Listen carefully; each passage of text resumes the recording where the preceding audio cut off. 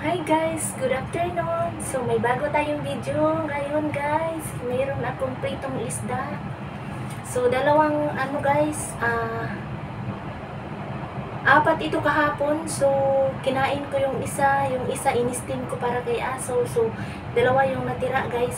So masarap itong isda na ito guys. Mataba. At saka ayan, steam na kamuting kahoy. So, meron akong nabiling kamuting kahoy, guys.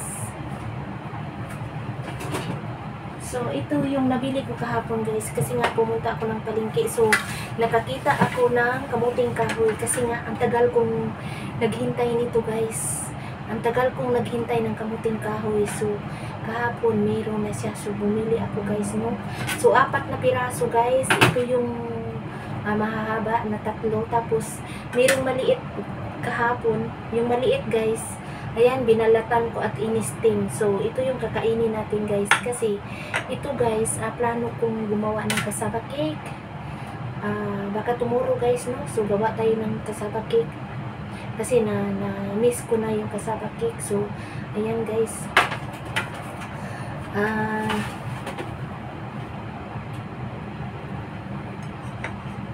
Kain tayo. Ayan guys, ayan ang kasaba. So itabi na muna natin. So ito yung in-steam ko, no?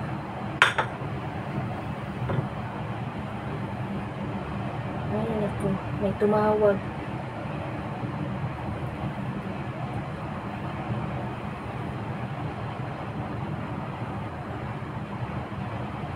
Ay!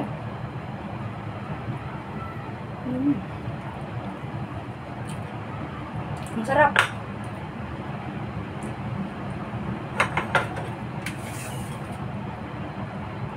Kasaba with pritong isda.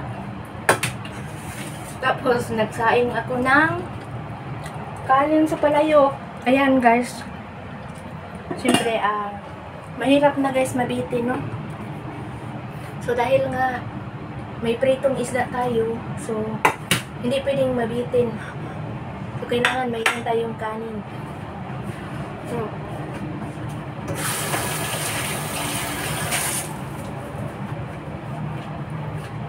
ayan, meron akong sausawan. So, ito yung sausawan ko kahapon, guys, no? Meron siyang limon.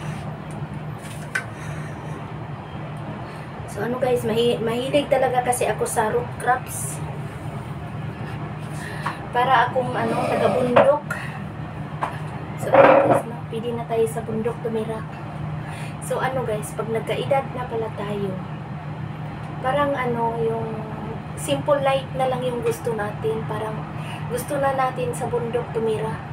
Dahil, ayan, para mabuhay naman tayo doon sa bundok, guys, no? Magtanim ng gulay-gulay para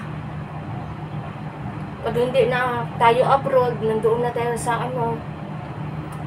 sa Pinas, kahit paano hindi tayo magugutom. Ayan,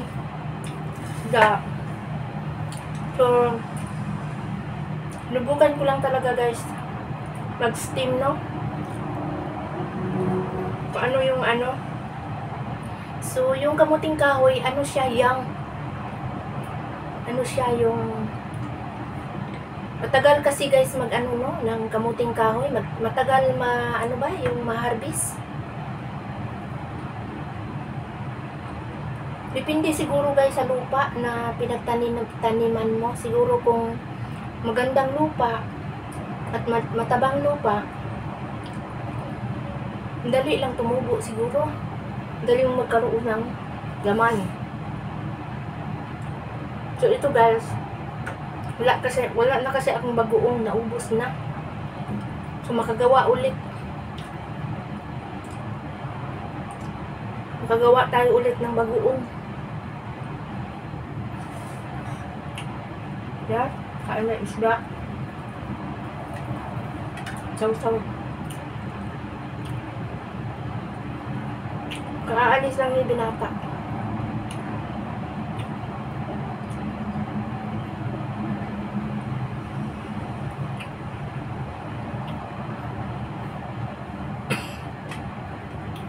Masarap yung may kanin guys, no? So,